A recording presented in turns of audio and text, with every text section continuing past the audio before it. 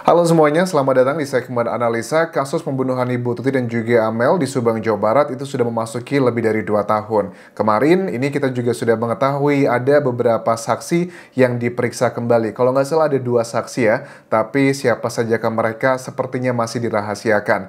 Total sudah lebih dari 20-an saksi yang diperiksa sejak semingguan yang lalu. Mudah-mudahan ini adalah langkah yang baik karena kita nggak bisa menutup mata, ada banyak hal yang merujuk ke alat bukti sudah beredar di masyarakat ataupun juga sosial media. Kalau ini tidak menjadikan Polda Jawa Barat sebagai petunjuk untuk mengungkap tersangka, akan menjadi bumerang nih buat polisi, nggak cuma di Jawa Barat, tapi secara keseluruhan. Apa yang terjadi? Bukankah dalam undang-undang dikatakan hanya butuh 2 alat bukti untuk menentukan satu orang tersangka? Kalau kita sudah hitung-hitung, itu sudah lebih dari 2 alat bukti sebenarnya. Alat bukti ada 5, keterangan saksi, keterangan ahli, keterangan terdakwa, petunjuk, dan juga surat. Nah, untuk bagian kali ini kita akan baca adalah berita di sejumlah online artikel yang menunjukkan status-status WhatsApp dari Yoris. Yoris adalah putra pertama dari Ibu Tuti dan juga kakak dari Amel ya, dari kedua korban. Beberapa hal ini memang beberapa hari terakhir ini kita nggak bisa menutup mata, banyak netizen itu yang membicarakan Yoris. Apakah dia terlibat dalam kasus ini ataukah dia adalah korban framing atau bahkan dia adalah peran utamanya. Ini yang masih menjadi perdebatan. Bahkan di video live sebelumnya aku sudah membahas mengenai keterangan dari pamannya, yakni adalah Pak Mulyana ya. Ini juga mempertanyakan statement dari Yoris yang kesannya menuduh putranya Arif yang merupakan anggota polisi untuk urusan-urusan tertentu yang dinilai itu justru bisa membahayakan karirnya Arif nih. Aku lihat ke sana. Nah, yang terbaru ada WhatsApp dari Yoris ini. Dari sejumlah online artikel ada beberapa, ada 4 nih WhatsApp di sini, status WhatsApp-nya. Oke, yang pertama gini, dari awal AA udah curiga, oke, ini terus dalam tanda kutip bintang-bintang-bintang, ini ingin menjatuhkan AA di yayasan. Bintang-bintangnya ada berapa sih nih? 1, 2, 3, 4, 5. Kenapa nih menjatuhkan di yayasan? Makanya kan kalau ada yang bilang bahwa menjatuhkan di, oke. Agak sulit juga ya. Oke, aku lihat dari yang aslinya ya. Oke, nah, oke aku baca lagi teman-teman. Jadi dikatakan begini, dari awal AA sudah curiga. Ini ingin menjatuhkan AA di yayasan. Hahaha. Allah Maha tahu mana yang salah dan benar. Sekarang mending netral lagi. Siapa nih yang menjatuhkan di yayasan? Apakah ini berhubungan dengan Yosep atau Danu atau Wahyu atau Bu Mimin atau siapa? Karena kalau ngomongin soal yayasan, ya kita bisa mengerucutkan nih saksi-saksi ke arah siapa aja. Oke. Yang kedua, statusnya adalah begini. Mereka yang minta AA yang beresin sekolah, tapi mereka yang bikin ulah memojokkan AA. Hahaha, asu, emoji tertawa. Dia selalu menyebutkan AA ya. Berarti bisa dispesifikasikan bukan orang asing nih, tapi adalah orang yang dalam kategori dekat secara mungkin hubungan kekerabatan. Karena kalau aku manggil Yoris, aku tidak pernah memanggil AA ya, manggilnya Yoris aja atau Pak Yoris. Tapi kalau sudah memanggil AA, kalau aku lihat kan ada banyak tuh yang manggil AA pada saat diwawancara di YouTube atau media nasional gitu. Danu manggilnya AA, Pak Yosep manggilnya AA, Bu Mimin juga panggilnya AA. Terus kalau kayak Pak Deddy nih, saksi yang terbaru juga. Apakah Pak Deddy manggilnya AA? Seperti itu, apakah orang-orang terdekat manggilnya AA? Berarti kan sudah sangat spesifik ini ditujukan kemana begitu. Mereka yang minta AA yang beresin sekolah, tapi mereka yang bikin ulah memojokkan AA, haha, asu, emoji tertawa. Berarti yang meminta memberesin sekolah artinya orang yang punya peranan, bisa jadi foundernya, ya nggak bisa dipungkiri. Dugaannya mereka ini adalah ya Yosep mungkin, atau Danu, ataupun juga Bu Mimin, ataupun nama-nama lainnya yang menjadi pengurus di yayasan gitu. Oke. Yang ketiga adalah mereka mau mengkriminalisasi saya soal yayasan. Penyidik tidak bodoh bos, mereka orang-orang sudah terlatih, nggak bisa dikibuli, hehehehe. Mereka mau mengkriminalisasi saya soal yayasan.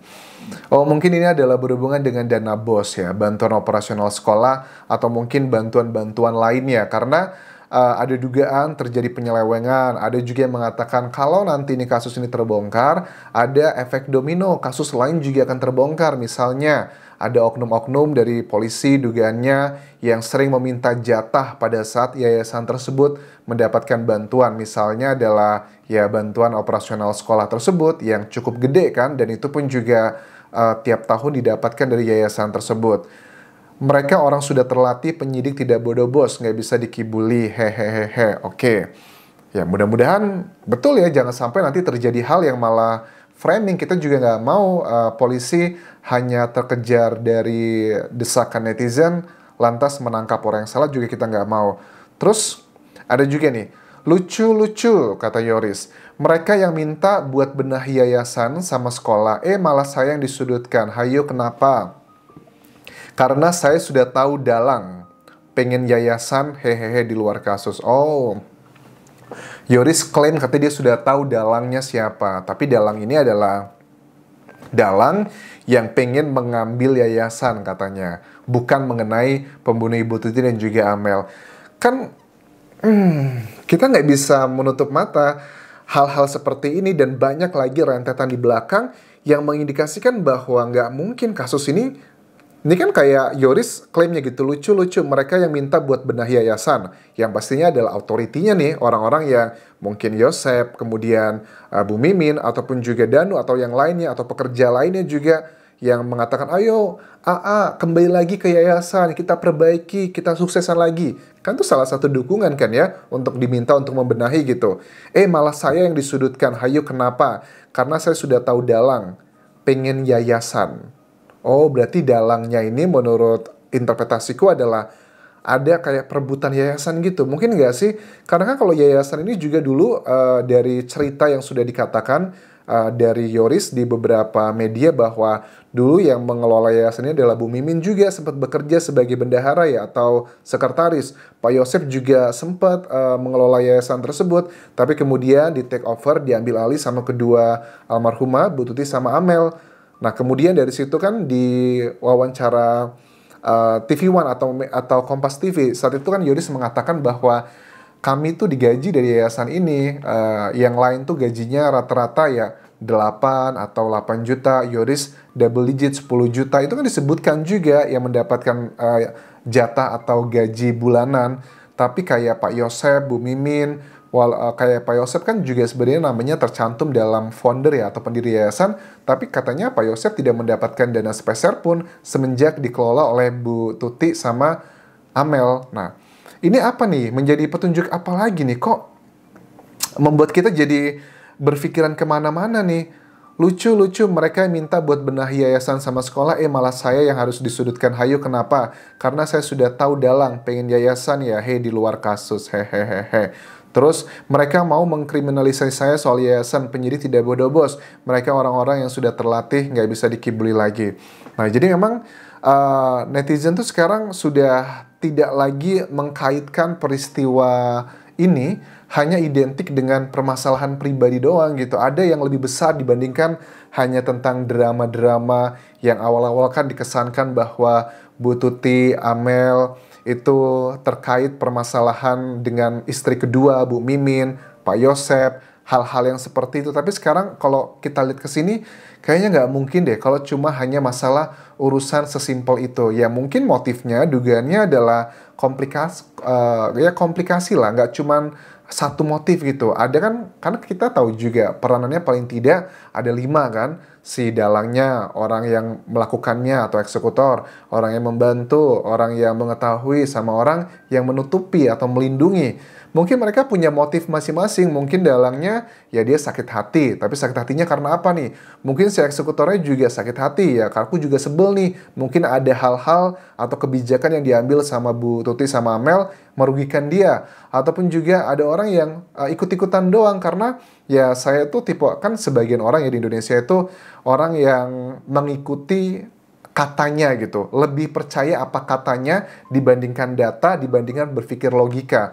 Ya misalnya, ya karena saya sudah suka sama dia, dia adalah pemimpin saya, dia minta apa aja saya bantuin. Itu adalah kategorinya kalau menurut aku, ya orang yang membantu ya, dia cuma ikut-ikut doang gitu.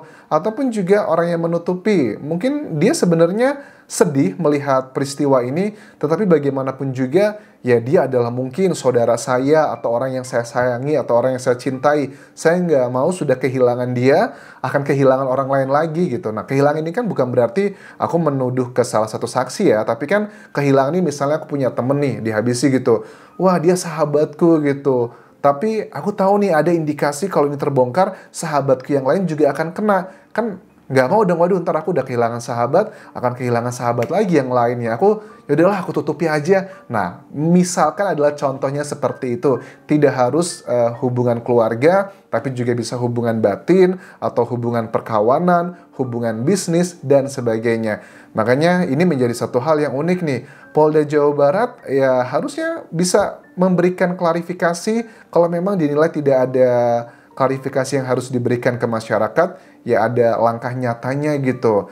Ada banyak petunjuk loh sebenarnya. Terus kan ada yang bilang mengenai yang CCTV terakhir ini teman-teman, yang katanya ada satu saksi yang diperiksa di minggu lalu, dikatakan bahwa dia dugaannya adalah untuk meng-cross check nih siapakah yang ada muncul CCTV di depan deket lokasi TKP, itu CCTV-nya siapa gitu. Terus ada yang bilang kayaknya itu adalah data lama deh Anjas, data yang dulu waktu Polda Jawa Barat merilis yang sketsa tampak belakang dan samping.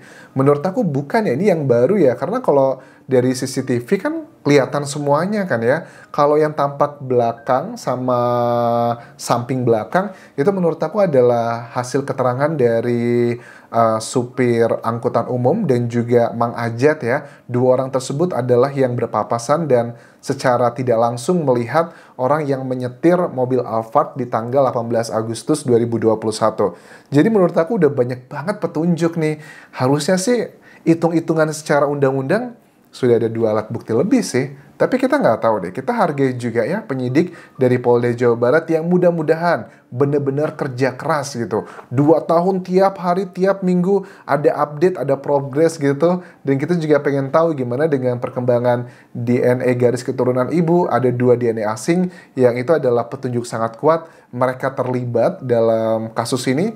Apakah sudah dilakukan juga? Mudah-mudahan kalau mereka tidak melakukannya, ada alasan ilmiahnya apa nih? Apa ada yang lebih efisien? Atau ada ini nggak relevan karena ada penemuan A, B, C, dan D?